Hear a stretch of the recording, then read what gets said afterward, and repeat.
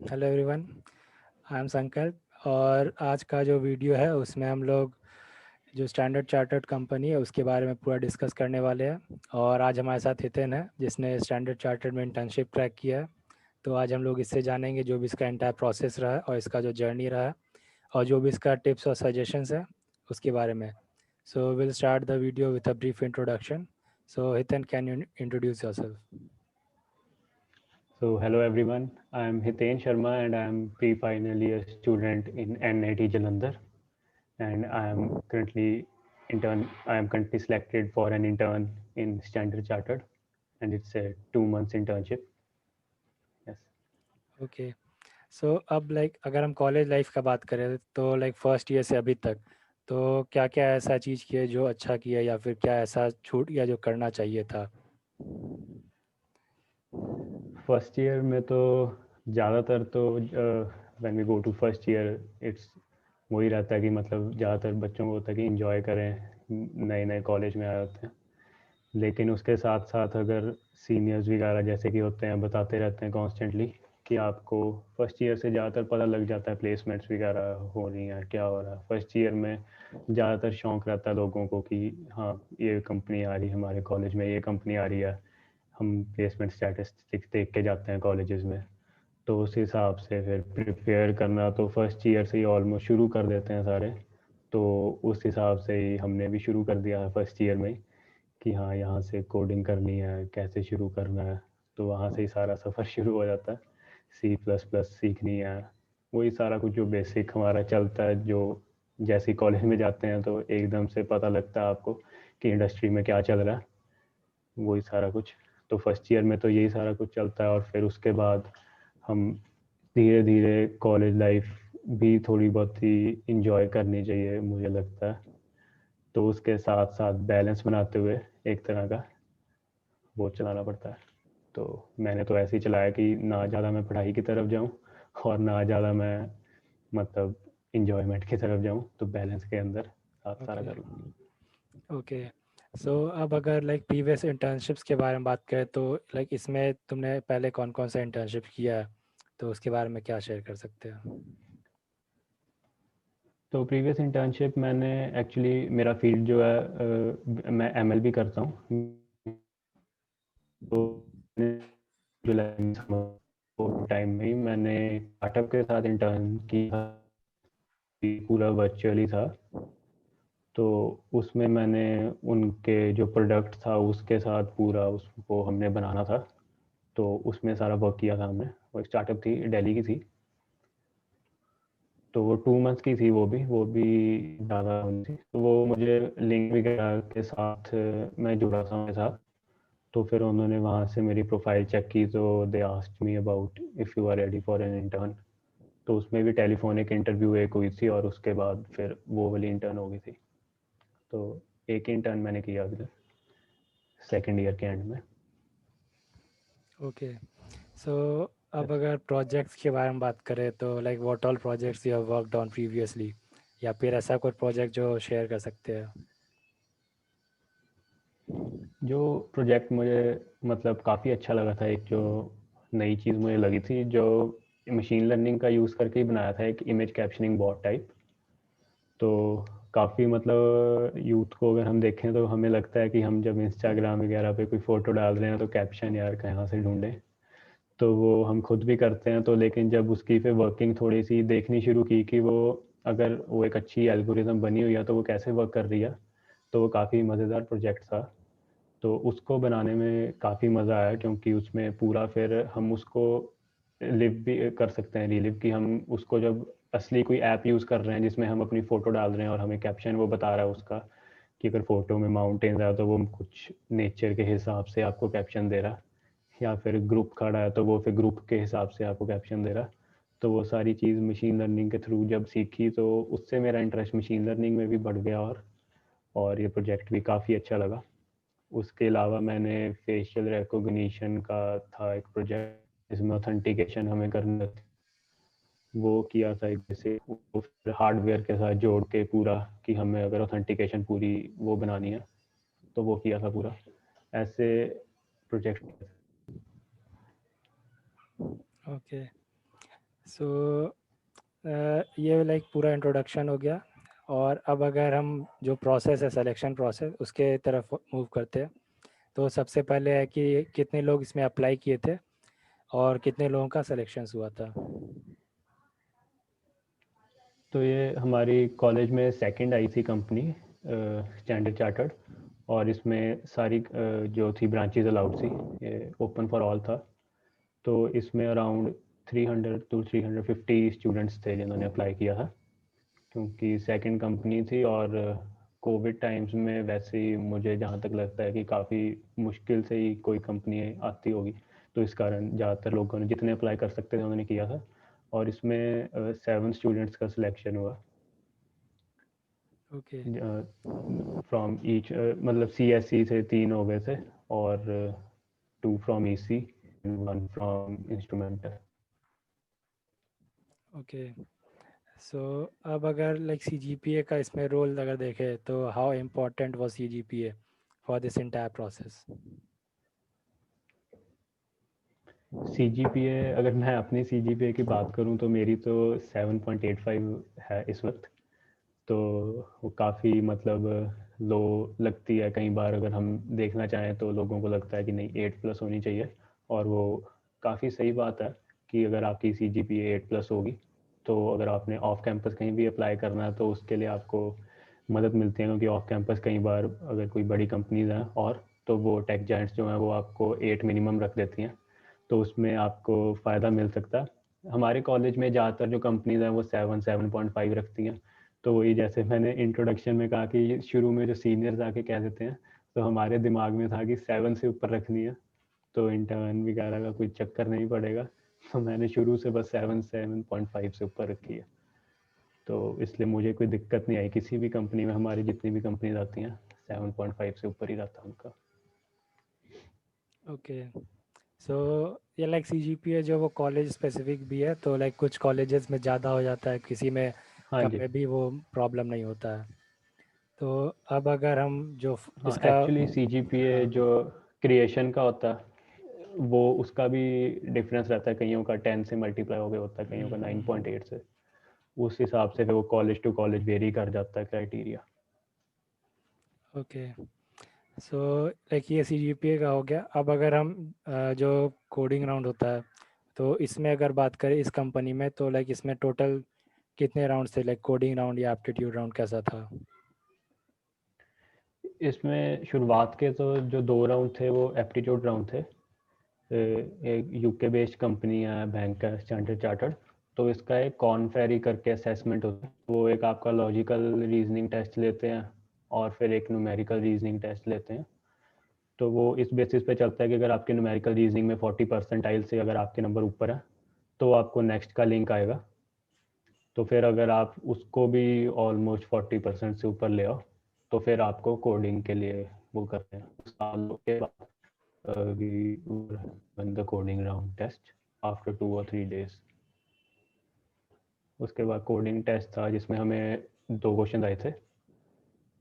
वो take gig के ऊपर था। टेक गिग करके एक साइट है, उसके ऊपर उसके ऊपर था वो टेस्ट। और उसमें भी था कि you can submit only once.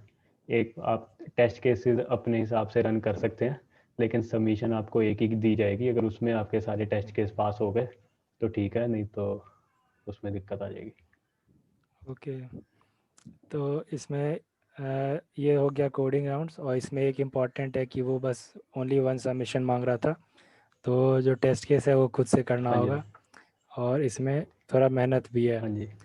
अब अगर हम इसका जो नेक्स्ट फेज़ है जो इंटरव्यूज़ होता है, तो उसके बारे में बात करें तो लाइक टोटल कितने राउंड्स थे इंटरव्यूज़ के, और ये इंटायर जो प्रोसेस था वो कैसा रहा। इंटरव्यूज़ के एक्चुअली ये वर्चुअल एक्सपीरियंस था तो काफ़ी नया था। तो इंटरव्यू के हमारे 3 राउंड्स थे। 2 टेक्निकल थे, एक HR राउंड था। HR टेलीफोनिक राउंड ही था एक्चुअली, क्योंकि हमारा HR राउंड जो था वो रात के 11 बजे के आसपास हुआ था। तो होना वो भी हमारा वीडियो पे ही था, लेकिन वो फिर ऑन कॉल हुआ। तो इसमें 3 राउंड थे। फर्स्ट राउंड हमारा टेक्निकल था। उसमें बेसिक वो एक्चुअली डिपेंड करता है कि आपको इंटरव्यू ही कौन सा आया। वो मैं इसमें थोड़ा सा मानता हूँ कि यहाँ पे आपका लक फैक्टर काम कर जाएगा, जो इंटरव्यू है, क्योंकि आपको कौन सा इंटरव्यूअर आ रहा है उसके ऊपर बहुत डिपेंड करता है. So some of my friends were not asked about DSA, about any subjects. They were only asked about the resume projects written on the resumes, all these stuff. But when I was giving the interview asked all the subjects from DSA, OOPS, everything, DBMS. Then he also asked about computer networks. But आपको वही थोड़ा सा उसके साथ easy तो रहना पड़ता है, और आपको उनको जो ट्रुथ है आपको वो अगर आप बता दोगे तो वो ज़्यादा बेस्ट रहता है आपके लिए. तो मैंने उनको कह दिया था कि सर हमारे यहाँ पे सब्जेक्ट है नहीं इसी को, कंप्यूटर नेटवर्क्स. तो उन्होंने फिर अपना शिफ्ट कर दिया क्वेश्चन. तो ये एक चीज़ रहती है कि अगर आप इंटरव्यू में जितना आप उनको सच्चाई बता सकते हो तो वो उनको भी अच्छा लगता है कि बंदा जो है वो बिल्कुल वो नहीं कर रहा, फेक नहीं कर रहा. तो वो चीज़ अच्छी रहती है. तो फर्स्ट राउंड था वो ऑलमोस्ट 1 आवर की इंटरव्यू थी. उसके बाद सेकंड राउंड तो था जो वो एक मैनेजर थे उनके, उन्होंने लिया था. वो ऑलमोस्ट 15-20 मिनट्स की थी. उसमें उन्होंने ज़्यादातर मैनेजेरियल क्वेश्चंस भी पूछे उन्होंने, और एक दो टेक्निकल. और उसके बाद सिंपल एचआर राउंड था जिसमें उन्होंने 2-3 उसमें टेक्निकल नहीं था कुछ भी. उसमें उन्होंने सिंपल क्वेश्चंस पूछे थे, और फिर उसके बाद फिर रिजल्ट आउट हो गया. ओके. ये सारा सो कुछ एक ही दिन में हो गया था. Okay okay. सो तो ये लाइक टोटल 5 राउंड्स थे. 2 लाइक फर्स्ट एप्टीट्यूड, उसके बाद कोडिंग, यस. 2 टेक्निकल और 1 एचआर. सो लाइक ये हो गया इंटायर प्रोसेस. Yes sir. और अब जो इंटायर प्रोसेस है आजकल ये वर्चुअली हो रहा है, तो वर्चुअल जो इंटरव्यूज़ हो रहा है, वर्चुअल जो वही प्रोसेस है, तो उसका क्या प्रोज या कॉन्स है, या इसमें यस किस सर. पॉइंट्स को ध्यान रखना चाहिए? तो वर्चुअल प्रोसेस में जहाँ तक मुझे लगता है कि थोड़ी सी हमें डिफ़िकल्टी ये आती है कि हम सामने वाले को अपने व्यूज़ अच्छे से समझा नहीं सकते, क्योंकि अगर हम फेस टू फेस इंटरव्यू दे रहे हैं उसको, तो हमारी हैंड मूवमेंट हो रही है, बॉडी का उसको स्ट्रक्चर पता लग रहा है कि हम कितना कॉन्फिडेंटली उससे बात कर रहे हैं या उसको कैसे समझा पा रहे हैं. तो उसका थोड़ा सा मुझे लगता है फ़र्क पड़ता होगा, क्योंकि फ़ेस टू फेस मैंने इंटरव्यू को फेस नहीं की. लेकिन फिर भी मुझे जहाँ तक लगता है कि वर्चुअली उसको समझाना थोड़ा सा डिफ़िकल्ट हो जाता है. लेकिन जहाँ तक मुझे लगता है कि अगर फेस पे एक स्माइल रखो हर वक्त, कोई आपको क्वेश्चन आ रहा है नहीं आ रहा, एक स्माइल अगर आपकी कांस्टेंट बनी रहेगी तो वो थोड़ा सा पॉजिटिव एटीट्यूड बना रहता है इंटरव्यू के दौरान. तो वो चीज़ मेरे फादर ने मुझे सिखाई थी कि बस स्माइल मत छोड़ना अपनी. तो मैं उस पर ही बना रहा कि बस स्माइल तो करनी है, जो भी हो पोलाइटली अपना सारा कुछ डिस्कस करके और हैंडल कर लेते हैं. ओके. सो ये वर्चुअल इंटरव्यूज़ का हो गया. और एक पॉइंट इसने जो मेंशन किया है कि स्माइल रखना चाहिए अपने चेहरे पे हमेशा, ताकि एक पॉजिटिव एटीट्यूड बना रहे पूरा इंटरव्यू के प्रोसेस के ड्यूरेशन में. तो अब ये लाइक ये पूरा इंटरव्यूज़ का हो गया. अब अगर हम स्ट्रैटेजीज़ का बात करें तो like what was your preparation strategy for like companies like this? मैंने एक्चुअली गीक्स फॉर गीक्स तो मेजरली जहाँ से ऑलमोस्ट मुझे लगता है सारे करते होंगे, मैंने भी वहीं से गीक्स फॉर गीक्स से किया. उनके previous year questions and top 10 questions सारी चीज़ें ऐसे. उसके अलावा मैंने लीड कोड से प्रैक्टिस की थी. लीड कोड हो गए या कोड शेफ के जितने भी कॉन्टेस्ट वगैरह आते हैं वो देते रहते हैं हम. वही फर्स्ट ईयर से शुरू हो जाते हैं ऑलमोस्ट. तो प्रेपरेशन मेरी वही वहाँ से शुरू हुई थी. उसके अलावा कोडिंग ब्लॉक्स वगैरह के कोर्सेज वगैरह जो थे, उनका एक कोर्स मैंने लिया हुआ था जो उनके ऊपर ही था, सी प्लस प्लस के ऊपर था, उसकी एस टी एल लाइब्रेरीज के ऊपर. तो उससे भी काफ़ी मदद मिली मुझे. तो इन सब के साथ मुझे काफ़ी हेल्प मिली कि मैं क्रैक कर पाऊँ ये स्टैंडर्ड चार्टर्ड. ओके. सो अब अगर हम जो पूरा जो प्रोसेस होता है तो उसमें क्या है कि बहुत बार कंपनीज रिजेक्ट भी कर देती है. तो like how to keep ourselves motivated during this entire process, because हमेशा ऐसा नहीं होता है कि हम जो फर्स्ट कंपनी है वो क्रैक कर पाए. तो इसमें क्या सजेस्ट कर सकते हैं? ये काफ़ी ज़्यादा इम्पोर्टेंट मेजर क्वेश्चन है जो आपने पूछा है. मतलब ये काफ़ी अच्छा क्वेश्चन है, क्योंकि ये मुझे खुद भी काफ़ी दिक्कत आई इस चीज़ में, क्योंकि मोटिवेटेड रहना बहुत मुश्किल होता है। ऊपर से हमारे टाइम में कोविड भी था, तो वैसे ही थोड़ा सा डिप्रेशन चलता है बंदे का। तो उस केस में आपको मोटिवेटेड रखने में सबसे बड़ा हाथ पहले तो आपके खुद का होता है कि आप अगर खुद को मोटिवेटेड रख पाएँ, आप उस तरफ ध्यान ना रहे, क्योंकि रिजेक्शन जो है वो part and parcel of life है। तो आप, लेकिन उसके साथ साथ आपके जो पेरेंट्स हैं और आपके फ्रेंड्स हैं, उसका भी काफ़ी बड़ा रोल होता है। तो मेरे पेरेंट्स और मेरे फ्रेंड्स कॉन्स्टेंटली मुझे मोटिवेट करते थे कि yes you can do it, you will do it. एक नहीं हो रही तो दूसरी में हो जाएगा। तो मैंने भी काफ़ी ऑफलाइन में अप्लाई किया था। काफ़ी मेल, अगर मैं मेल लिस्ट बताऊंगा तो वो भरी होती है रिजेक्शन से। Sorry you are not selected, sorry this, sorry this. तो वो काफ़ी बंदे को एक टाइम पे आता है, बंदा मोटिवेटेड रहता है, लेकिन 10 आ जाएंगी रिजेक्शन, 20 आ जाएंगी, तो एक टाइम पे आपका मोटिवेशन टूटता है। तो उसमें आपके पेरेंट्स और फ्रेंड्स का काफ़ी बड़ा रोल रहता है। और आप कॉन्स्टेंटली अगर साथ में कुछ अपना एक्स्ट्रा एक्टिविटीज़ कर लो, like I used to play badminton, तो उससे भी आपका, आप एक्सरसाइज वगैरह करोगे तो उससे आपका स्ट्रेस लेवल थोड़ा वैसे ही कम हो जाता है। तो वो भी हेल्प आउट करेगा। ओके, सो लाइक बहुत सारा इसने इम्पोर्टेंट पॉइंट्स को डिस्कस किया। और अब अगर हम जो इंटरव्यूज़ होता है तो उसमें लाइक कोडिंग लैंग्वेज एक सेलेक्ट करना होता है, तो like which language you selected, और जो लैंग्वेज सिलेक्शन है इसका कितना रोल होता है जो इंटायर प्रोसेस होता है उसमें? मैंने तो actually C plus plus select किया हुआ है अपने, जो जिसमें मैं कोडिंग करता हूँ सारी चीज़ें। और क्योंकि हमें कॉलेज में जाते ही सबसे पहले सी सी सारे करते हैं कि सी लैंग्वेज, सी लैंग्वेज, तो उसके बाद सी और सी प्लस प्लस चलती है, तो मैंने भी सी प्लस प्लस किया। और जहाँ तक कोडिंग राउंड का सवाल है, तो वहाँ पे आई थिंक कि जो लैंग्वेज है वो ज़्यादा आपकी वो नहीं करती। आपकी अगर लैंग्वेज पे ग्रिप है काफ़ी अच्छी, तो सारी लैंग्वेज ऑलमोस्ट सपोर्टेड होती हैं। पाइथन में कर सकते हैं आप, जावा में कर सकते हैं अगर आपको पसंद है। लेकिन मोस्ट ऑफ द टाइम मैंने तो सी प्लस प्लस में किया, क्योंकि काफ़ी इजी लगती है मुझे, मतलब उसमें कोड करना। ओके, सो अब अगर पीयर कोडिंग या ग्रुप स्टडीज़ के बारे में बात करें तो लाइक इसको कॉलेज में कैसे यूज़ कर सकते हैं और इसका क्या बेनिफिट्स है? पीयर कोडिंग का काफ़ी बेनिफिट होता है कि आप अगर 2-3 फ्रेंड्स हैं आपस में, आप अगर ग्रुप एक कर रहा है क्वेश्चंस, तो आपको एक तो क्वेश्चन की जो क्वालिटी चेक है वो आपको ज़्यादा जल्दी हो जाता है। आप अगर इजी इजी क्वेश्चंस करके खुश हो ही जाएंगे, तो उससे भी कुछ फ़र्क नहीं पड़ेगा। अगर ग्रुप बना होगा तो वो आपको बता देगा कि यार ये तो मतलब इजी क्वेश्चन है, इसको क्या करना है, कि ये क्वेश्चन नया मिला है, उसको करो ट्राई। तो वो आपको हेल्प आउट कर सकता है कि आप ज़्यादा जल्दी आपकी ग्रोथ हो। लेकिन साथ के साथ उसके थोड़े से, मैं कहूँगा, डिसएडवांटेजेस भी हो सकते हैं। वो नेचर टू नेचर डिपेंड करता है कि अगर आप कई बार एक जो है उसमें से आप डीमोटिवेटेड फील कर सकते हैं कि यार वो सारे उनका क्वेश्चन हो रहा है, मेरा नहीं हो रहा। तो उससे आपको वो भी लग सकता है कि यार मेरे से क्वेश्चंस नहीं हो रहे, तो उससे आप हो सकता है पीछे हट जाओ।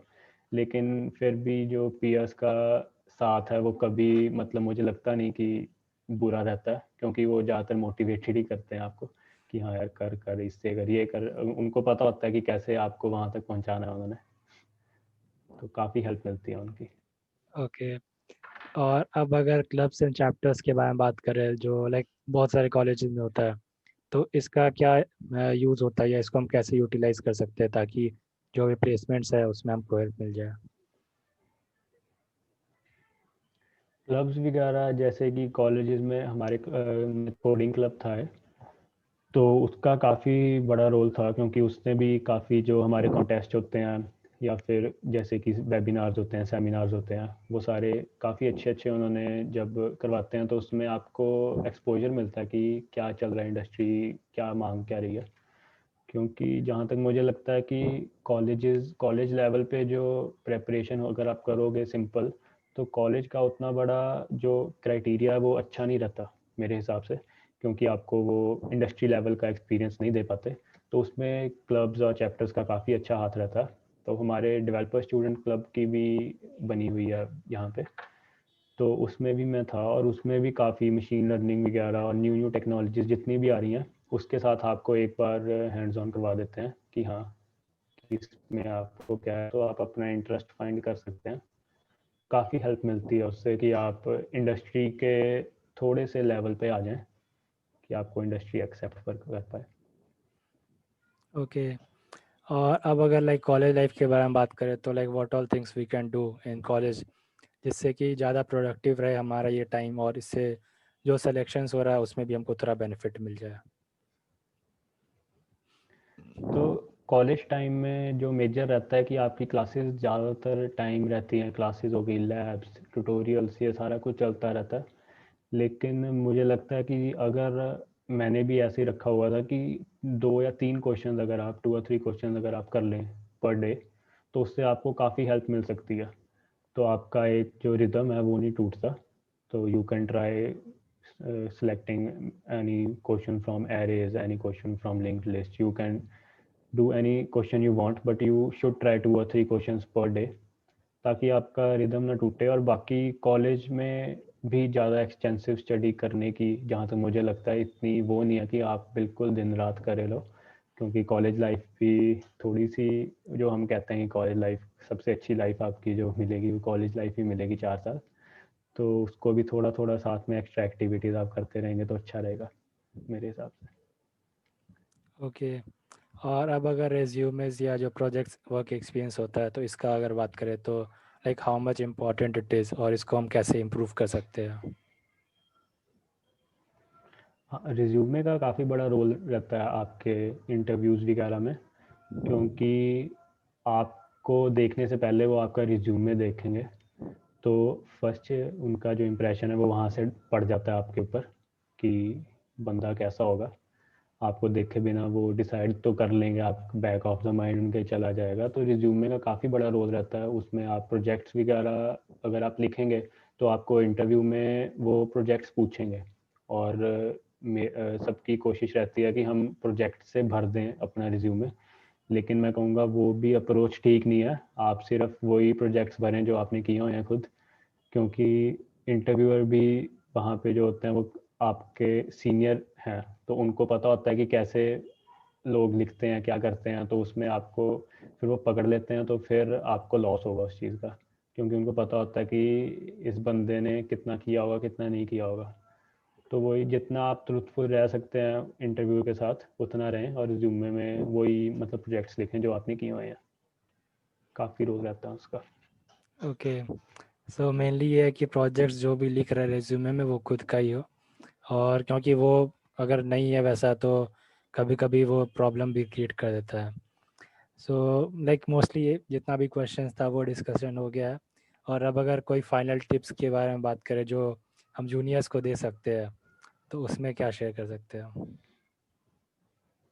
जूनियर्स के साथ मैं ये टिप्स शेयर करना चाहूँगा कि ज़्यादा प्रेशर में ना आए कभी भी, कि मतलब हमें इंटर्न करनी है, हमें ये करना है।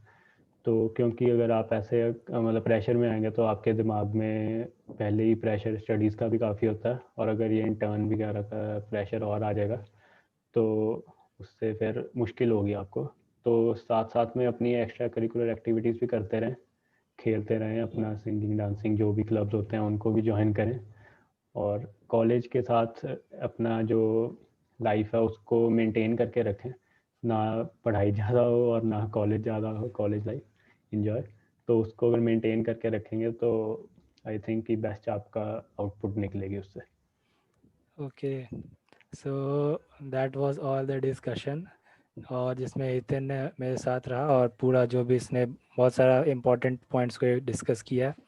तो आई होप कि ये वीडियो आपको यूज़फुल होगा, और वीडियो अच्छा लगा तो लाइक भी कर लेना, और if you have not yet subscribe so subscribe the channel, and we'll meet in another video. So till then, goodbye.